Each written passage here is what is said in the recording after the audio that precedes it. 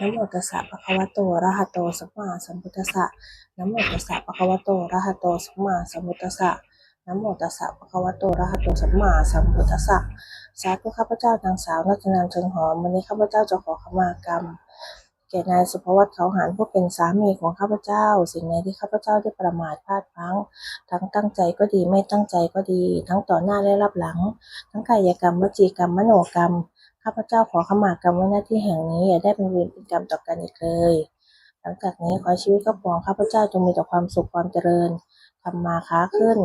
ทำการสิ่งใดก็ขอให้ประสบความสำเร็จทำการสิ่งใดก็ขอให้เจริญก้าวหน้าทำการสิ่งใดก็ขอให้สมความมุ่งมั่นปรารถนาสุขภาพร่างกายแข็งแรงดีมีความสุขทั้งทางโลกและทางธรรมสาธุ บุญรักษาเด้อกายกรรมวจีกรรมมโนกรรมสามเด้อที่ลงเกินต่อกันความกิจกรรมบัดนี้ให้เป็นบุญต่อกันเด้อบัดนี้ทำมาค้าขึ้นมีความสุขความเจริญคุณพระรักษา